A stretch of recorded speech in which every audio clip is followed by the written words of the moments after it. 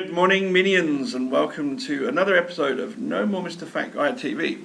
Now, if you're watching these kind of, not real time, but if you're watching these as they're being released, then you'll know that there's been a reasonable break between episodes. I think it's a good few weeks now. That's for various reasons.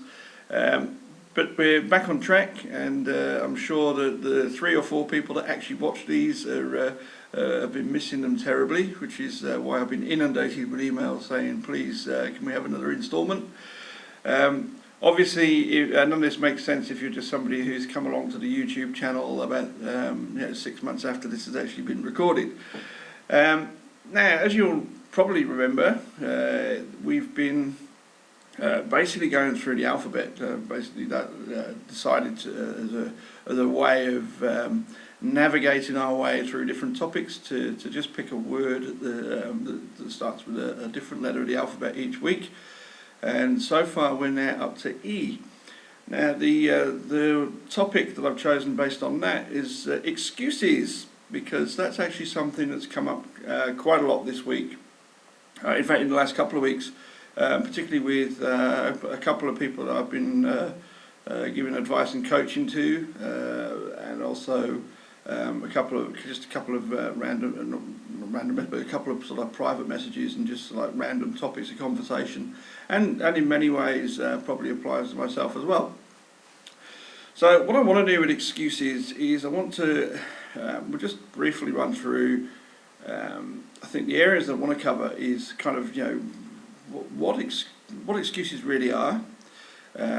Basically, identifying what your excuses are, identifying why you've got those excuses, and also the difference between excuses and genuine reasons, and knowing the difference. And they all kind of interlink, but we'll try and follow through in some kind of logical order. Now, as you'll also probably know, is that none of this is ever scripted. So if you're expecting it to really follow some kind of logical order, then you're probably in for a bit of a shock. However, let's see now, excuses. The thing that seems to keep cropping up is that I think that there's kind of two situations. Is that people who are looking to do just do something, just basically make changes, or start something, or launch themselves in a new direction. I don't know, update their sort of their fashion style and all that kind of thing, or go after a new career path, or maybe something of a romantic nature, or the good old health and fitness, the one I like to bang on a lot about. The running, it's no matter what it is.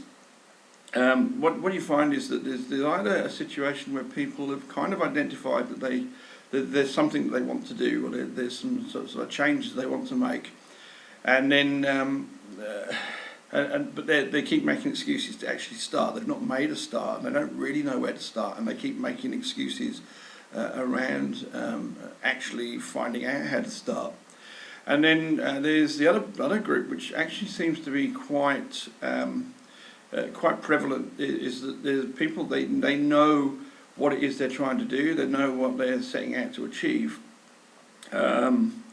They may have had some success in down a similar track in the past, and they certainly know what to do. They actually, at an intellectual level, they understand fully what they need to do. Like, for example, they might know that they need to stop smoking, or they might know that they need to they basically need to try and get a bit more organised with their time, or they need to perhaps just be a little bit more out there, just like face some fears and put themselves out there a little bit.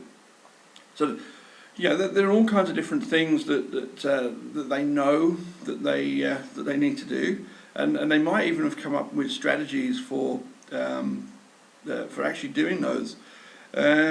And then the excuses kick in. Basically, they'll be scheduled to go for a walk next week, or say starting on Monday they're going to go for a walk, or they're going to go for a run, or they're going to stop smoking, or they're going to cut out caffeine, or whatever it is that's going to happen on Monday. by about late sort of Sunday afternoon, all the excuses under the sun will be assembled and ready to go. They will basically, they would have had no time. There would have been stresses. There would have been some unusual sort of situation that happened that prevented it, and so on and so forth. That's so common. That is so common. It's actually been very interesting seeing how often that one crops up. And essentially, what's happening is that basically the excuses are coming up primarily because of fear, or partly because of fear. This is basically the fear of failure, the fears that what they're actually doing is going to be maybe laughed at, or other people are not going to get it, the one that seems to really when you start digging down a bit deeper, is that the excuses crop up because in reality the actual the underlying reasons, the underlying motivations for wanting to do these things aren't necessarily there. Sometimes that people think they want to do something, or it may be that the thing that they're actually trying to achieve is spot on, it's exactly what they need to do, but what they haven't got to the bottom of is exactly why. So we'll just take the simple example of getting fit and healthy and losing weight. So often that people will just set this goal, and they'll basically say, well, I need to lose weight because I'm overweight and I'm unfit. I need to do something about it because that's holding me back. That's making this wrong. That's making that wrong, and that's restricting me in this area of my life, and it's making me unhappy.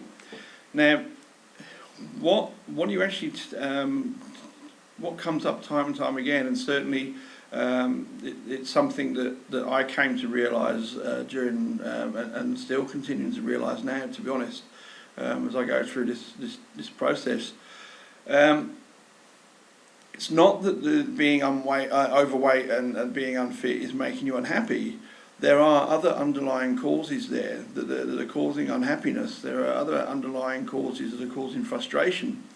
And those things are then coming out as a lack of motivation and a lack of not willpower. I mean, we've spoken about willpower before. Willpower is just kind of a concept that I don't believe is real. It all comes from that inner motivation, and the inner motivation is destroyed by the fact that we're not getting to the proper causes. We're not understanding why it is you're overweight, unfit, unhealthy, not achieving the things that you want to achieve, not enjoying the life that you wanted to live, and the life that you believe that you want to lead. That's all being impacted by some underlying causes, and not the excuses. The excuses are actually symptoms. The excuses are the things that your conscious brain and even your subconscious mind can pop up there and just kind of protect you from taking action against fixing stuff in a kind of counterintuitive way. It doesn't seem to make much sense. But what happens if you really start digging deep and you really start trying to understand and do a bit of navel gazing and do a bit of self-analysis and basically spend some time alone and thinking and meditating and basically contemplating and looking and ask yourself some really some really basic questions about why you're feeling like you are now and how you've got to where you are, and those questions and that process starts to unearth some of the real underlying causes, some of the real reasons why you're actually feeling that level. You're unhappy and you're frustrated, and you're not achieving what you're seemingly setting out to achieve. Once that happens, at another level in sort of your brain somewhere, and perhaps the soul level within your heart, you start understanding and realising what it is you're up against, and you start formulating more appropriate strategies, and you start understanding what your real motivations are, and you start to get the grips, and you start to get some clarity around what it is you really want to do with your life. And that amazing as it sounds, whether it's health, fitness, whether it's your romance, whether it's any of those things that I keep mentioning, really. I mean, it quite often it always seems to come down to unhappiness, and then that comes down to really getting a clear idea of how you want your life to be, and that your life is not currently how you really want it to be. And so once you start understanding at that fundamental level what you really, really and truly would love to have in your life, and how you would like your life to be, then everything starts to fall in place a little bit more easily. The excuses start melting away. The motivation is there because you suddenly have this vision, and this that you have this passion around, and you have this desire, this burning desire to actually achieve, and it's something that you want beyond. It's a life that you want. It's a way of living that you want, and at your heart and your soul level that just keeps you going.